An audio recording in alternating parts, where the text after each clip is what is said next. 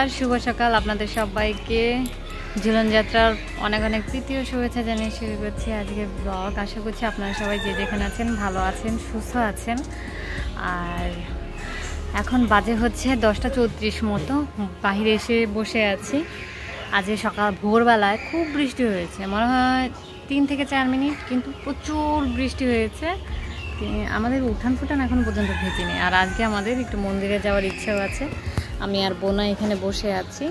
বাবা চলে গেছে নেমন্তন্ন খেতে, আমার দিদি বাড়িতে গেছে একটা।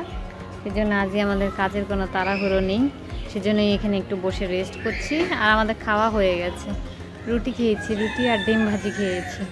আর মা ওইদিকে হচ্ছে ওই যে মাছ কাটতে শুরু করে দিয়েছে। যেহেতু বাবা আজকে নেই, তো সেই জন্য এই রান্নাবান্নারও আজকে এত তাড়াহুড়ো নেই। এই বিছানার চাদরটা আমি হচ্ছে এবারে কলকাতা থেকে নিয়ে এসেছিলাম। আসলে এটা আমি একটা অর্ডারের জন্য কিনেছিলাম, কিন্তু তারপর মনে হলো যে এই বিছানার চাদরটা একটুখানি ছোট, তো সেজন্যই আর কি পরে আর এই চাদরটা দেওয়া হয়নি। এখন মা বলছে যে আমাদের ঘরে এটা বিছিয়ে নিতে। তো আজকে বোনা ভাবছে যে এই বিছানাতে আজকে এটা বেছাবে। তো বিছানোর পর দেখা যাক কিরকম লাগে। আমার তো এই বিছানার চাদরটা বেশ ভালোই লেগেছিল, দেখতেও সুন্দর ডিজাইনটা। বিছিয়ে নিক, তারপর ভালো মতো দেখাচ্ছি। এই যে এরকম নীল কালারের মধ্যে। এখন বোনা এটাকে বেছাবে, বিছানো হয়ে গেলে আপনাদের সাথে ভালো মতো শেয়ার করছি। আর এটার সাইডগুলো সেলাই করাই আছে, নয়তো হয়তো আমাকে একটু সেলাই করে দিতে হতো। তো এখন এটাকে আজকে বেছানো যাক, রং ওঠে কিনা সেটাও দেখা যাবে পরে।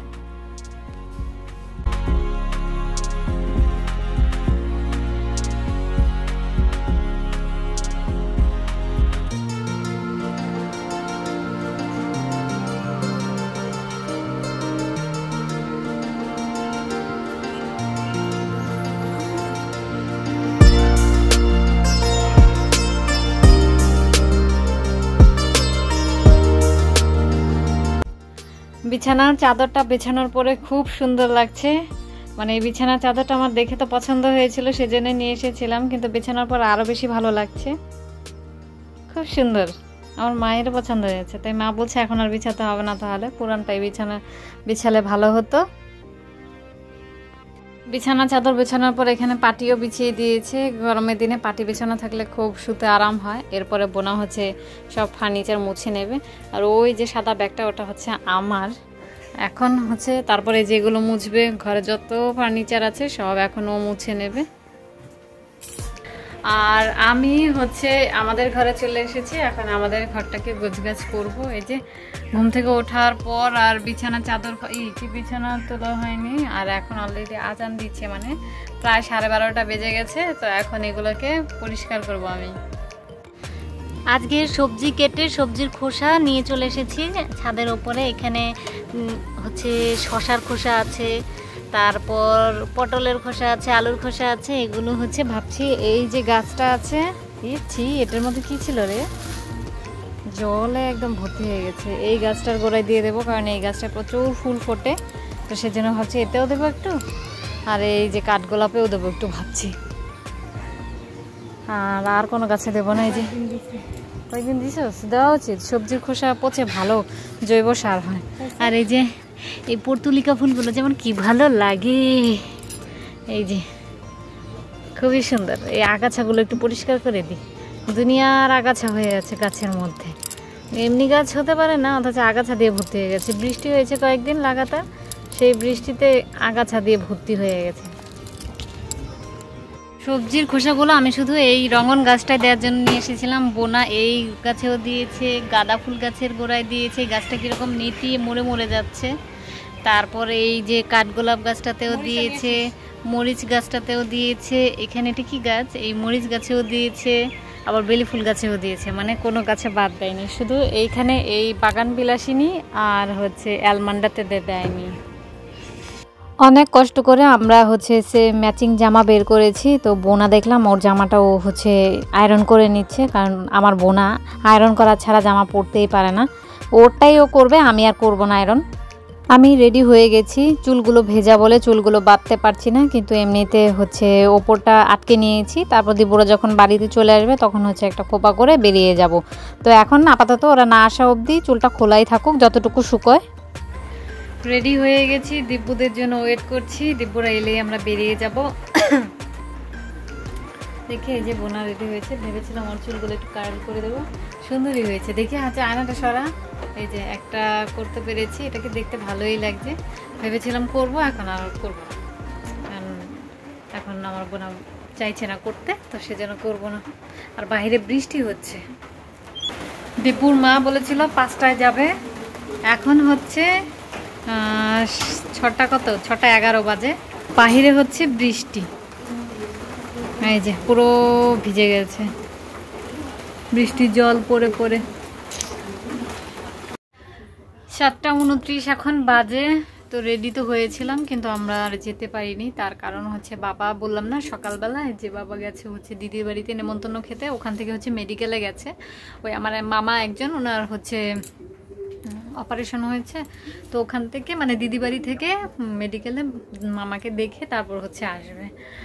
আর মেডিকেলে গিয়ে বাবা নাকি হচ্ছে মাথা ঘুরে পড়ে যায়, তো সে কারণে মা বলছে যে যেতে হবে না, যেহেতু আজকে বাবা একটু হঠাৎ করেই অসুস্থ হয়ে পড়েছে, সেজন্য আবার অনেক দেরি হয়ে গেছিলো, সন্ধে হয়ে গেছিলো, যে কারণে হচ্ছে মা বলছিল যে থাক আর যাওয়া লাগবে না, কারণ আমরা যদি বেরিয়ে যাই বাবা এসে দেখা যাবে আমাদের জন্য টেনশন করবে, যেহেতু আমরা যাচ্ছিলাম হচ্ছে দিব্যদের সঙ্গে, তো সেজন্যই আর কি আর যাওয়া হয়নি।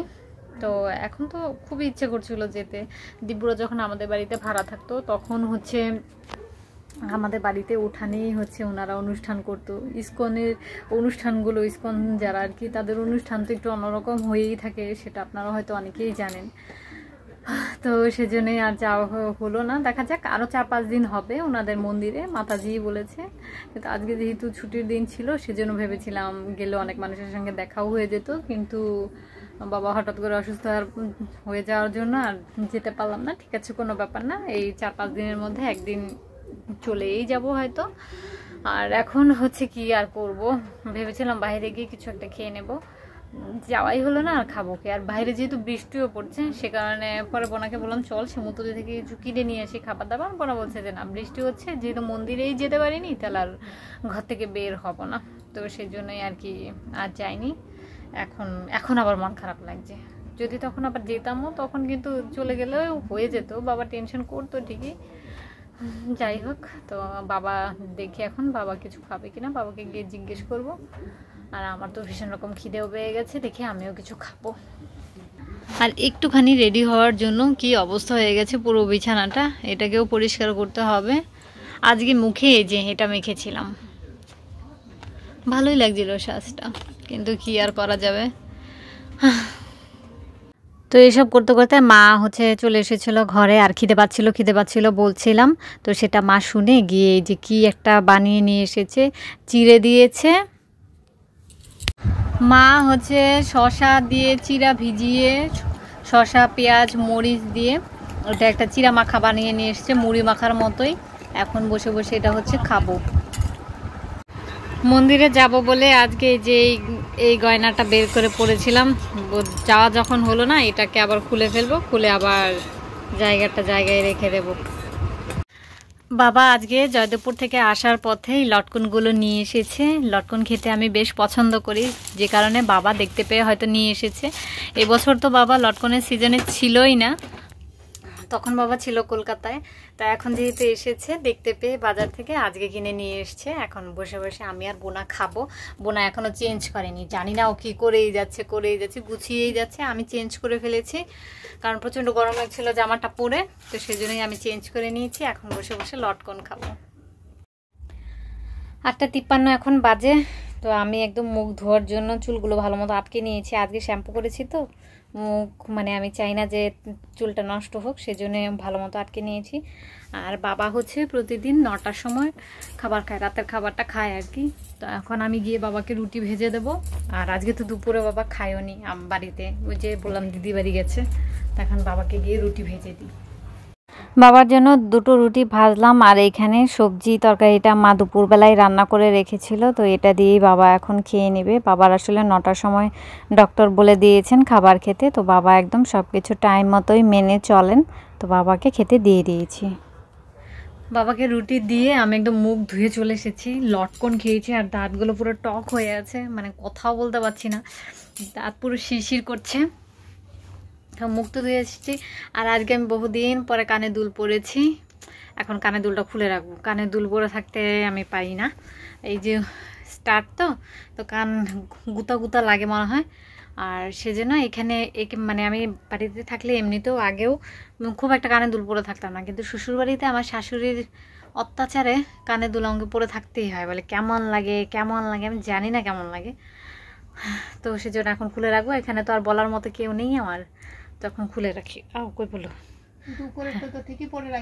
হ্যাঁ ওপরেরটা থাকে, কারণ ওপরের কান মানে নয়তো ছিদ্রটা বন্ধ হয়ে যায়, সেজন্য ওপরেরটা থেকে। ওপরটাই আমার কোনো প্রবলেমও করে না, কিন্তু নিচের এটাতে না, এই যে এখানে গুঁতা লাগে, সেজন্য আর কি পড়তে পারি না। তো প্রচণ্ড দাঁত শিশি করছে, মুখ টুক ধুয়ে চলে এসেছি, এখন হচ্ছে স্কিন কেয়ার করে নেবো। শিশি করছে দাঁত। ঘড়িতে সময় এখন কটা বাজে, 10টা 20। ভাত খেয়ে চলে এসেছি, প্রচণ্ড খিদে পাচ্ছিল, তো আজকে আর বেশি দেরি করিনি, ভাত খেয়ে চলে এসেছি। এখন মশারি টানাবো, টানিয়ে শুয়ে পড়বো। তো আজকে ভিডিওটা এই পর্যন্তই রাখছি। যদি কিছু ভালো লেগে থাকে তাহলে অবশ্যই লাইক কমেন্ট শেয়ার করতে ভুলবেন না। দেখা হচ্ছে আপনাদের সাথে পরবর্তী একটি নতুন ভিডিও নিয়ে। ততক্ষণ পর্যন্ত আপনারা সবাই ভালো থাকবেন, সুস্থ থাকবেন। Tata, good night, bye. আবার যেন দেখা পাই।